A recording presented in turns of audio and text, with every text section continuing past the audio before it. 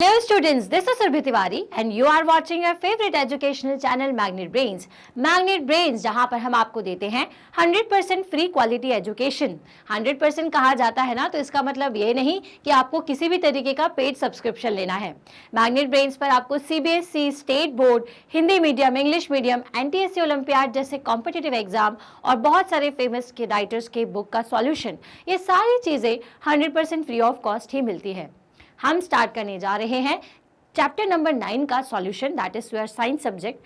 अब भाई साइंस की स्टार्टिंग करें उससे पहले आपको एक बार दोबारा से आपके बाकी सब्जेक्ट टीचर्स से मैं इंट्रोड्यूस करवा देना चाहती हूँ, जिनमें से कुछ आपको सोशल या फिर हिंदी, संस्कृत, इंग्लिश पढ़ाते हैं, मैथ्स पढ़ाते हैं। इनका भी साथ बहुत ज़रूरी है, तभी हम होंगे कामयाब। तो हमारे पास है बेस्ट टीचर्स जो कि आपको क्वालिटी एजुकेशन प्रोवाइड करते हैं। क्लियर है? तो आज हम क्या पढ़ने वाले हैं? आज हम स्टार्ट करेंगे the living organisms characteristics and habitats, that is chapter number 9 का एनसीईआरटी सॉल्यूशन। अब एनसीईआरटी सॉल्यूशन करेंगे और इसके बाद जो भी मेरे नेक्स्ट वीडियोस होंगे उसमें मैं कुछ और एक्स्ट्रा क्वेश्चंस जो कि आपसे पूछे जा सकते हैं वो हम सब कुछ डिस्कस करेंगे। क्लियर है? तो चलिए शुरुआत करते हैं पहले क्वेश्चन से। तो पहला क्वेश्चन काफी आसान सा सवाल है जिसमें आपसे पूछा हुआ है कि व्हाट इज अ हैबिटेट। अब हैबिटेट क्या होता है? अब देखिए, जब भी किसी क्वेश्चन का आंसर आपसे पूछा जाए तो ये तो खैर टेक्स्ट बुक का क्वेश्चन है, तो जब आप नॉर्मली इसको सॉल्व करें तो ठीक है, लेकिन एग्जाम में जब पूछा जाता है ना, तो आपको 2-3 चीजें ध्यान में रखनी होती हैं कि पहले तो कितने मार्क्स में दिया हुआ है। तो 2 मार्क्स का क्वेश्चन है तो सिंपल, या 1 मार्क का क्वेश्चन है तो दैट इज सिंपल इतना बता दीजिए कि habitat is a place where animals and plants are living. ठीक है, लिव्ड। सो भाई हैबिटेट एक ऐसी जगह होती है जहां पर एनिमल्स, प्लांट्स ये सब रहते हैं। अगर 3 मार्क्स का क्वेश्चन है तो आप बता दीजिएगा कि हैबिटेट क्या होता है। देन उसके बाद हमें क्या बताना चाहिए, तो देन उसके बाद आप इसको थोड़ा सा और एनहांस करेंगे और बताएंगे कि हैबिटेट 2 तरीके के होते हैं, बहुत सारे होते हैं। They are several types of habitat which are broadly divided into 2 parts. अब बहुत सारे तरीके के हैबिटेट्स होते हैं जिनको हम ब्रॉडली 2 पार्ट्स में क्लासीफाई कर सकते हैं, जैसे कि टेरेस्ट्रियल हैबिटेट और एक और कौन सा होता है, एक्वेटिक हैबिटेट।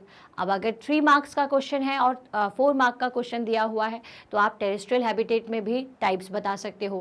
ग्रासलैंड होता है, फॉरेस्ट होता है, ठीक है, या फिर इसके अलावा माउंटेन हैबिटेट होते हैं, तो ये सब बता दीजिए। एक्वेटिक के भी टाइप्स बता दीजिए। आई बात समझ में? और लॉन्ग आंसर का केस थोड़ा सा अलग हो जाता है, जिसमें आपको हैबिटेट्स की डेफिनेशन बतानी चाहिए। उसके बाद ये बताना चाहिए कि हैबिटेट में जैसे 2 तरीके के टाइप होते हैं, टेरेस्ट्रियल और एक्वेटिक। तो टेरेस्ट्रियल क्या होता है और एक्वेटिक क्या होता है? तो टेरेस्ट्रियल में आप बता देना कि टेरेस्ट्रियल हैबिटेट्स जिसमें कि लैंड्स होते हैं और एक्वेटिक हैबिटेट जिसमें कि वाटर होता है। उसके बाद अगर कोई पर्टिकुलर आप डायग्राम बनाना कर दिखाना चाहते हैं तो आप वो भी बता सकते हैं। ठीक है, तो ये तो कुछ ऑप्शंस थे। इसके अलावा अगर आपको अभी आंसर याद रखना है तो क्या आप किस तरह से याद रखेंगे? The surrounding where animals live is called their habitats। ठीक है, वो सभी सराउंडिंग्स, ये सराउंडिंग वर्ड्स दिखलाना थोड़ा सा अच्छा हो जाता है, थोड़ा सा हमारे आंसर को थोड़ा वजन दे देता है ना। तो इसीलिए याद रखिएगा कि the surrounding where animal live is called their habitat. ठीक है, एक ऐसी सराउंडिंग जहाँ एनिमल्स रहते हैं वहाँ उसे हम क्या कहते हैं, हैबिटेट कहते हैं। The organism depend on their habitat for their food, water, air, shelter and other needs. ठीक है, अब कोई भी ऑर्गेनिज्म जो होता है, ठीक है, चाहे अपन एनिमल्स, प्लांट या फिर ह्यूमंस की बात करें, ठीक है, तो ऑर्गेनिजम्स बेसिकली किस पर डिपेंड होते हैं? अपने हैबिटेट पर। किस चीज़ के लिए डिपेंड होते हैं? तो हैबिटेट पर डिपेंड होते हैं उनके खाने के लिए, वाटर के लिए, एयर के लिए, शेल्टर के लिए और बहुत सारी नीड्स के लिए। ठीक है, तो इस आंसर का यहाँ पे इस लाइन का क्या मतलब हुआ कि जितने भी तरीके के ऑर्गेनिजम्स हैं, लाइक मान लीजिए कि हम बात कर रहे हैं एनिमल्स की, तो एनिमल में भी कैमल की बात करें तो कैमल किस हैबिटेट में रहना पसंद कर सकता है या कहाँ रह सकता है? क्योंकि कैमल की फीचर होते हैं कि वो पानी को कम पीकर रह जाएगा, तो वो जनरली डेजर्ट रीजन में आपको मिल जाएगा। ठीक है, तो उसको वहाँ जैसा फूड मिलेगा या पानी मिलेगा, एयर मिलेगा, शेल्टर मिलेगा, वो वहाँ पे आसानी से रह सकता है। लेकिन वहीं अगर अपन पोलर बियर को डेजर्ट एरिया में भेज दे तो वो तो ख़त्म ही हो जाएगा। ठीक है। तो जितने भी ऑर्गेनिजम्स हैं वो अपने हैबिटेट पर डिपेंड होते हैं और उसी जगह पर रहते हैं जिस हिसाब से उनकी बॉडी का फीचर होता है।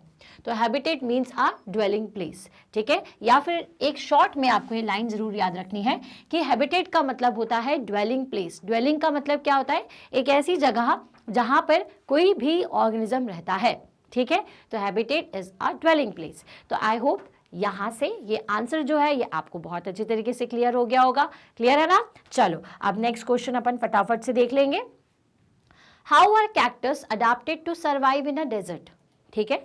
अब जैसे कैक्टस प्लांट की बात की जाए तो ये पूछा गया है कि वो डेजर्ट एरिया में कैसे रह लेता है, ठीक है।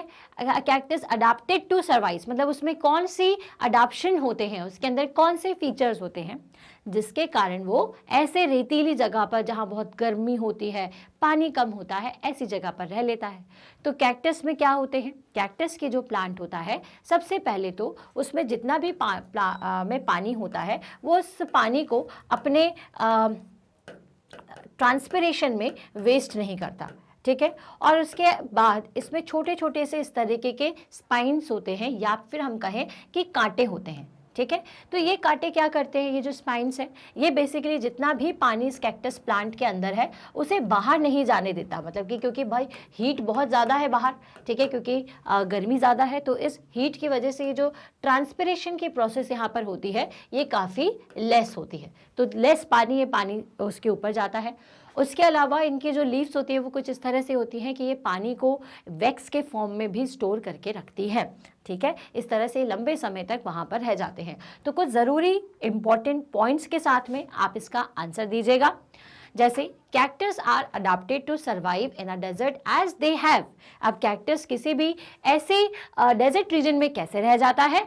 क्योंकि नो लीव्स और spiny leaves to prevent water loss through the transpiration, ठीक है। इसमें कोई भी लीव्स नहीं होती, ठीक है, और इसमें स्पाइनी लीव्स होती हैं, ठीक है। नो लीव्स मतलब जो ऐसी लीव्स होती है ना अपनी पतली पतली सी, ठीक है, ये लीव्स इसमें एब्सेंट होती है, ठीक है। और इनमें जो लीव्स होती हैं या आप ये कहो कि इसका जो स्टेम ही होता है वो कैसा होता है? ऐसे कांटेदार, जिसमें ऐसे कांटे निकले हुए रहते हैं, ठीक है। So spiny leaves to prevent water loss through the transpiration.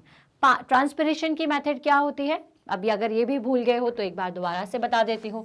Transpiration की मेथड वो होती है जिसमें कि लीव्स अपने प्लांट का जो पानी है वो वेपर के फॉर्म में बाहर करती जाती हैं, ठीक है। किस फॉर्म में? वेपर के फॉर्म में। ये जो पानी है वो वेपर के फॉर्म में बाहर निकल जाता है।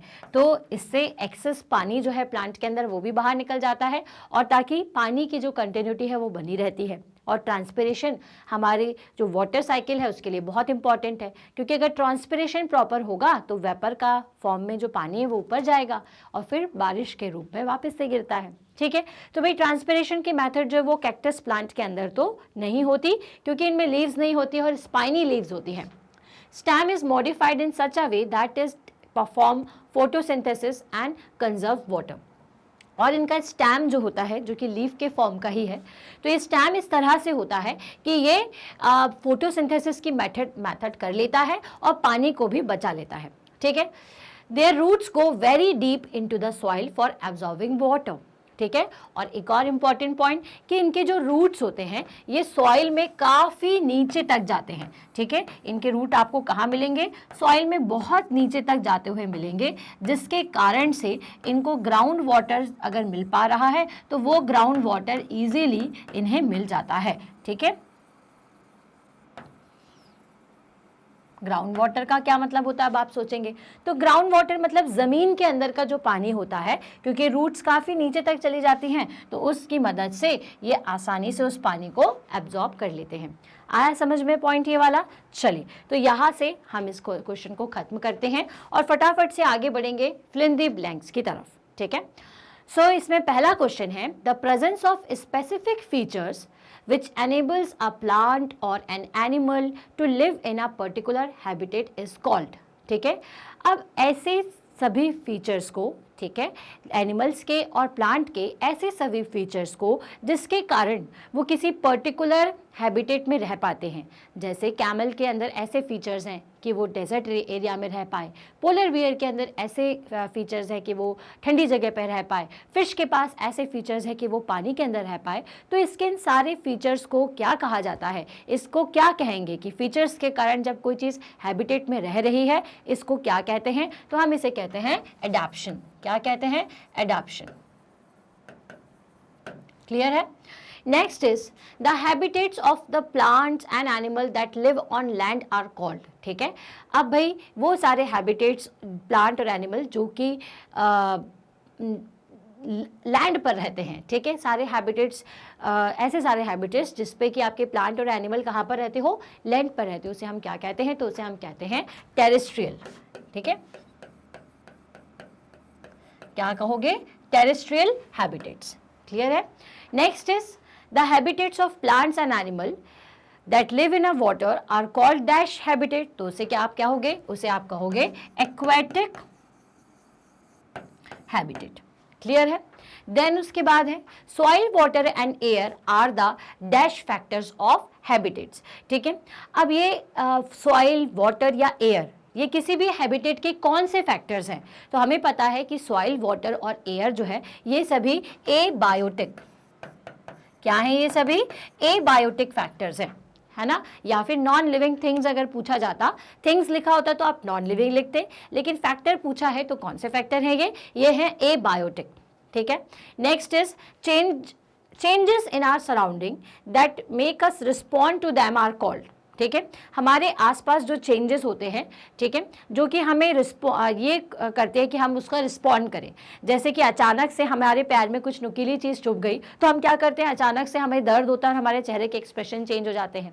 या फिर कोई फेवरेट फूड आता है तो हमारे अंदर अचानक से एनर्जी आ जाती है और हम उसको खाने के लिए चले जाते हैं। या एनिमल्स में भी ऐसे ही होता है कि आप उनका कोई लव्ड वंस अचानक से आ जाए तो वो दौड़ के उसके पास जाते हैं। तो ये चेंजेस होने की वजह से हमारी सराउंडिंग में जो एनिमल्स में या आपके ह्यूमंस या एनिमल दोनों ही मिलकर के जो रिस्पॉन्स देते हैं उसे क्या कहते हैं? तो हम उसे कहते हैं स्टिमुलन। ठीक है, समझ में आए? स्टिमुली से अपन कहते हैं इस प्रेजेंस को। तो भाई ये रहे आपके सारे के सारे आंसर्स। सो आप बहुत अच्छे तरीके से देख लीजिए। क्लियर है? चलिए, सो ये हमारे फिल इन द ब्लैंक्स यहाँ पर हम कंप्लीट करेंगे और आगे बढ़ेंगे।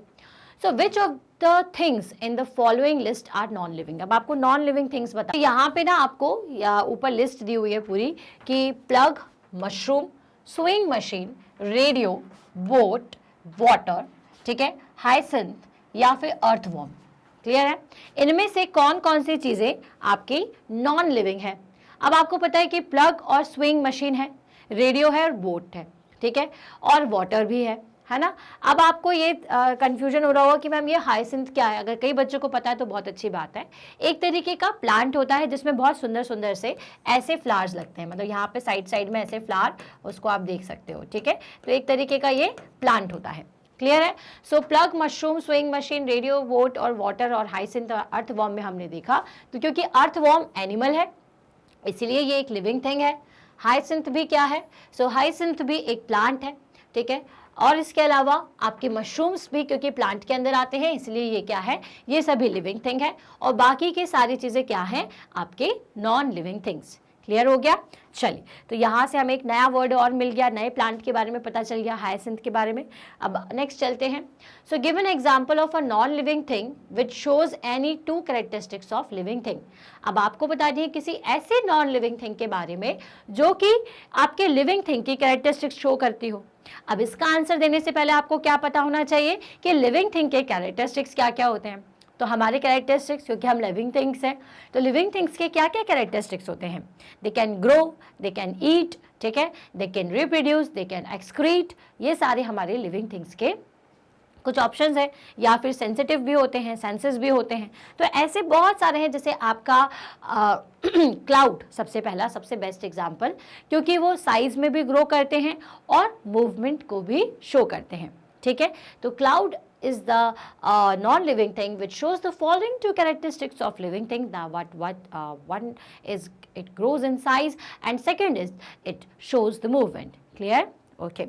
Next is which of the following non living things were once part of a living thing. अब आपको बताना है कि इनमें से कौन सी ऐसी चीज है जो कि कभी ना कभी आपके लिविंग थिंग का पार्ट था। क्लियर है? तो पहले मैं आंसर बताएंगे, उसके बाद हम आपको समझाएंगे कि इसका मतलब क्या है। तो butter, leather, soil, wool, electric bulb, cooking oil, salt, Apple and rubber. Clear है? अब चलिए बात करते हैं बटर की। तो बटर कैसे बनता है, हमने हमारे चैप्टर 1 और 2 में आपको बताया हुआ है कि बटर कैसे बनता है। तो बटर बेसिकली आपको इसका प्राइमरी सोर्स क्या है,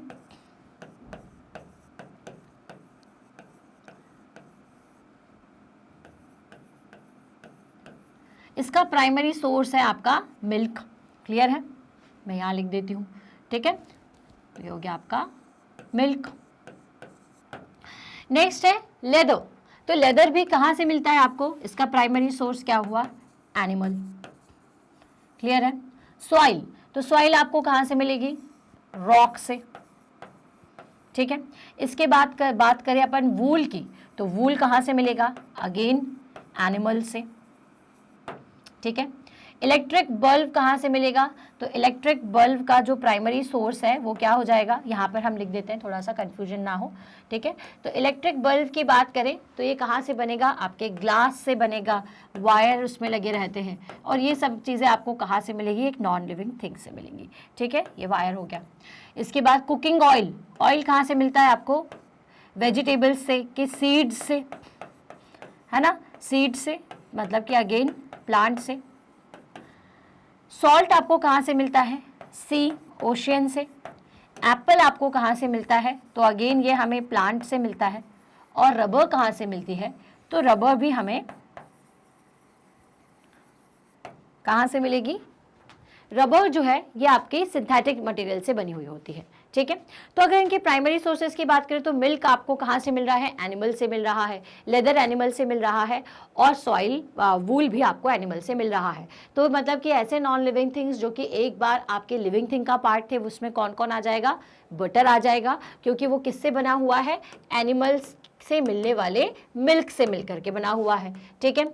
इसके बाद नेक्स्ट इज लेदर, क्योंकि लेदर भी क्या है, आपको एनिमल से मिल रहा है जो कि लिविंग थिंग का पार्ट ही है। ठीक है, तो यहाँ पर ही हो जाएगा। सॉइल तो आपको कहीं से भी लिविंग थिंग से नहीं मिलती है, तो इसलिए अपन उसको नहीं लिखेंगे। और इसके बाद आपका जो वूल है वो आपको लिविंग थिंग से मिलेगा। ठीक है। इलेक्ट्रिक बल्ब हमें लिविंग थिंग से नहीं मिलता। कुकिंग ऑयल क्योंकि हमें किससे मिल रहा है, सीड और प्लांट से, जो कि एक लिविंग थिंग है, इसलिए हमने इसको भी राइट मार्क कर देंगे। सॉल्ट हमें किससे मिल रहा है, सी से मिल रहा है, इसलिए ये क्या हो जाएगा आपका नॉन लिविंग थिंग। एप्पल आपको प्लांट से मिल रहा है, इसलिए ये एक लिविंग थिंग हो जाएगी। ठीक है। और रबर जो है ये हमारा सिंथेटिक मटेरियल है। क्लियर है? सो इसलिए ये आपका एक लिविंग थिंग के अंदर आएगा, क्योंकि देखिए रबर जो है ये कई तरीके के प्लांट से भी बनती है और आपके आजकल अलग अलग तरीके के सिंथेटिक मटेरियल से भी। तो रबर के लिए भी अपन यहाँ पे लिख सकते हैं कि क्योंकि ये प्लांट से मिलती हैं, इसलिए ये भी क्या हो जाएगा, ये भी आपके लिविंग थिंग का एक पार्ट हो जाएगा। आई बात समझ में? तो ये सारे रीजंस थे कि ये सब चीज़ें जहाँ यहाँ पे जो लिस्ट में दी हुई है कि butter, leather, wool, cooking oil, Apple and rubber, ये सभी नॉन लिविंग थिंग्स क्यों हैं, क्योंकि ये कभी ना कभी एनिमल या फिर प्लांट के प्रोडक्ट से ही मिलकर के बनते हैं, और इसीलिए क्योंकि ये एनिमल और प्लांट के से बनते हैं, इसलिए ये सभी क्या होंगे, ये सभी लिविंग नॉन लिविंग थिंग के पार्ट हैं। क्लियर है? पर हम ये नहीं कहेंगे कि लिविंग थिंग है। आपसे पूछा था कि एक once part of living thing, मतलब कभी ना कभी लिविंग थिंग का पार्ट थे। क्लियर है? चलिए, list the common characteristics of living things. अब लिविंग थिंग्स की कैरेक्टरिस्टिक्स बतानी है, मतलब कि अगर आपसे ये पूछा जाए कि कोई चीज़ लिविंग है तो क्यों है, तो क्यों रहती है, क्योंकि अगर लिविंग थिंग की बात की जाए तो वो ग्रो कर सकते हैं, वो रिप्रोड्यूस कर सकते हैं। ग्रो करना मतलब कि पहले छोटे बच्चे रहते हैं, फिर धीरे धीरे बढ़ करके एडल्ट होते हैं। ठीक है। फिर उसके बाद और ज़्यादा बड़े होते हैं, बूढ़े हो जाते हैं। समझ में आई बात? तो ये मतलब कि पूरी प्रोसेस जो है इंक्रीज होने की, ग्रो होने की, वो हमारे लिविंग थिंग में चलती है। दूसरी चीज़, वो रिप्रोड्यूस कर सकते हैं, मतलब कि सेम काइंड के अगर प्लांट है तो वो और अपनी सीड्स की मदद से और प्लांट प्रोड्यूस कर सकते हैं। वो एक्सक्रीट करते हैं। एक्सक्रीशन का मतलब क्या होता है, अपनी बॉडी से वेस्ट पार्ट को बाहर निकालना। तो चाहे प्लांट हो, चाहे एनिमल हो, चाहे ह्यूमंस हो, सभी के सभी क्या कर सकते हैं, एक्सक्रीशन का काम कर सकते हैं। क्लियर हो गया? उसके बाद दे सेंसेस, कि उनके अंदर सेंस होते हैं, ठीक है। दे हैव सेंसेस, मतलब कि अगर मान लीजिए कि आपने उन्हें टच किया या आप दूर से दिख गए तो एनिमल्स भी भाग जाएंगे। प्लांट भी लाइट के एनर्जी से सेंसिटिव होते हैं, क्योंकि अचानक से लाइट एनर्जी आ जाती है तो वो भी इधर उधर मूव कर सकते हैं, या फिर अगर लाइट एनर्जी में उनको नहीं रखा जाए तो वो उस साइड जाने की कोशिश करते हैं जिस तरफ लाइट होती है, ठीक है। तो ये सारे कुछ कैरेक्टरिस्टिक्स हैं जो कि एक लिविंग थिंग्स के अंदर होते हैं। तो ग्रो कर सकते हैं, मूव कर सकते हैं, रिप्रोडक्शन करते हैं, रेस्पिरेशन करते हैं, रेस्पॉन्सिवनेस मतलब क्या होता है, सेंस, ठीक है, एंड एक्सक्रीशन। तो there are some characteristics which are of the living things, ठीक है। So which are belongs to the living things, मतलब बेसिकली लिविंग थिंग्स के ये सारे कैरेक्टरिस्टिक्स होते हैं। इसको हमने बहुत डिटेल में ऑलरेडी समझा हुआ है कि यही सारे जो फीचर्स हैं ये आपको प्लांट में भी मिलेंगे और यही सारे फीचर्स जो हैं वो आपको एनिमल्स में भी मिल जाएंगे, क्योंकि वो भी ग्रो करते हैं, ग्रोथ करते हैं, वो भी मूव करते हैं, जैसे प्लांट भी मूव करते हैं। हमने देखा कि जहाँ जहाँ लाइट जाती है कुछ प्लांट वहाँ वहाँ मूव करते हैं, और इवन अगर आप उनको टच कर दो तो वो मूवमेंट भी कर सकते हैं, जैसे मिमोसा प्लांट, जिसको हिंदी में छुई प्लांट कहा जाता है। रिप्रोडक्शन कर सकते हैं, मतलब कि अपने ही तरह और एनिमल्स को प्रोड्यूस करेंगे और ये अपने ही तरह और प्लांट्स को प्रोड्यूस कर सकते हैं। रेस्पिरेशन करते हैं, मतलब कि एटमॉस्फेयर से एयर को लेते हैं और दूसरी एयर को बाहर निकालते हैं, ठीक है। साथ ही साथ रेस्पॉन्सिवनेस है कि आप अगर कुछ इफेक्ट डालोगे तो उस पर रिस्पॉन्स आपको देखने को मिलेगा।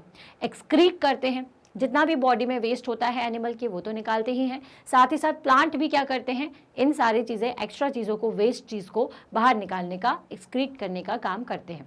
समझ में आई बात? चलिए, तो यहाँ पे क्वेश्चन नंबर 7 को खत्म करके अब हम पहुंचेंगे क्वेश्चन नंबर 8 पर। तो क्वेश्चन नंबर 8 में क्या पूछा है, explain why speed is important for survival in the grassland for animals that live there, ठीक है। So they are few trees और places for animals to hide in grassland habitats, ठीक है। अब आपको बताना है कि स्पीड क्यों ज़रूरी होती है अगर ग्रासलैंड रीजन में कोई एनिमल रह रहा है तो। अब सबसे पहले तो ग्रासलैंड रीजन के बारे में बता दूं, आपने कभी कभी किसी ऐसी चैनल पर देखा होगा कि जहां पर बड़े बड़े फॉरेस्ट एरियाज बता रहे होते हो और उसमें आपको ग्रास ही ग्रास दिखता है, ठीक है। पेड़ दिखते हैं लेकिन एक दो बीच में दिख जाएंगे, लेकिन लंबा लंबा सा ग्रासलैंड दिखता है। तो ग्रासलैंड जहाँ पर घास होते हैं, ग्रास ही ग्रास होते हैं, ठीक है। और वहाँ पे रहने वाले एनिमल्स कौन से होते हैं, जनरली टाइगर, लायन और पैंथर जो बेसिकली होता है वो होता है, और आपके डियर्स रहते हैं। अब इन सब की स्पीड की बात करें तो पैंथर भी बहुत तेज़ी से भाग सकता है, ठीक है, टाइगर भी तेज़ी से भाग सकता है और डियर भी बहुत तेज़ी से भाग सकता है। अब ये भागने की ज़रूरत क्यों पड़ती है, क्योंकि जनरली ऐसी जगह पर छुपने की जो जगह होती है वो कम होती है। अगर कोई शिकार आया, ठीक है, अचानक से एक टाइगर ने या फिर एक पैंथर ने किसी हिरन के ऊपर हमला करने की कोशिश की, तो वो क्या करेगी डियर, बहुत तेज़ी से अगर वो भागने की उसकी स्पीड है तो वो ग्रासलैंड में यहाँ से वहाँ दूर तक निकल सकती है, ठीक है। अगर वहीं स्पीड कम होगी तो क्या होगी, तुरंत वो उसका शिकार कर लेगा। वहीं दूसरी चीज़, जिसको शिकार करना है उसकी भी स्पीड क्या होना चाहिए, तेज़ होना चाहिए, क्योंकि हिरन तो बहुत तेज़ी से भाग गया, लेकिन अगर शेर की अगर स्पीड ज़्यादा नहीं हुई या पैंथर या आपके जो चीता है उसकी जो स्पीड है वो तेज़ नहीं होगी तो क्या होगा, तो चीता भी क्या हो जाएगा, पीछे रह जाएगा और वो शिकार नहीं कर पाएगा। तो इसीलिए ग्रासलैंड रीजन्स में ज़रूरी होता है कि स्पीड ज़्यादा हो। In grassland habitat there are few trees और places for animal to hide. Grassland region में जनरली क्या होता है कि बहुत कम ट्रीज होती हैं और प्लेस होते हैं कि जिसमें एनिमल आसानी से छुप सके। When their enemy attack, they have to run faster so as to reach a safe place. जैसे ही कोई भी एनिमी उन पर अटैक करता है उन्हें बहुत तेजी से भागना पड़ता है ताकि वो किसी सेफ प्लेस पर जाकर के छुप जाए या फिर दूर चले जाएं। If they fail they lose their life, अगर वो फेल हो जाएंगे तो क्या होगा, उनकी लाइफ चली जाएगी, गिर जाएंगे, और अगर उनकी स्पीड अच्छी नहीं है तो वो रुक जाएंगे और दूसरा जो एनिमल है उसको खा जाएगा।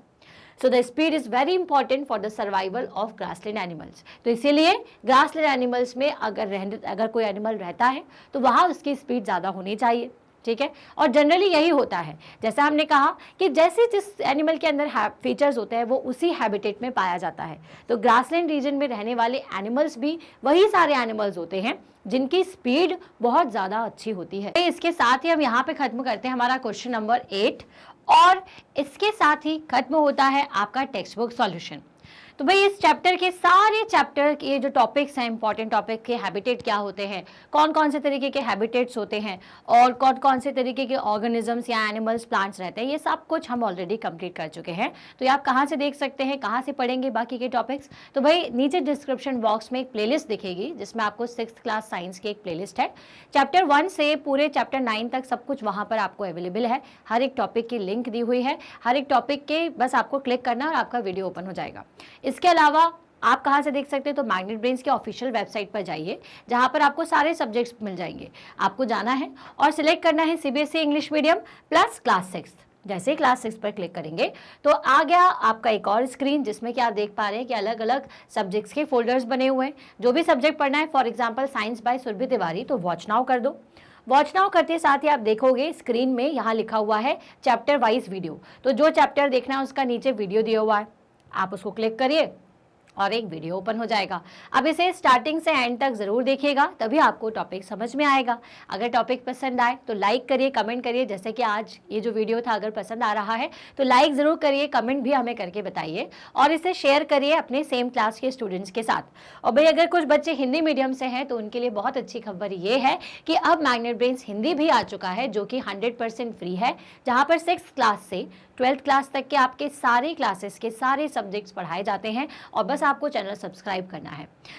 और हमारा जो मेन चैनल है आपको पता ही है, वहाँ पर किंडरगार्टन से क्लास 12 तक के आपको सारे सब्जेक्ट्स के ऑनलाइन वीडियो लेक्चर्स अवेलेबल है।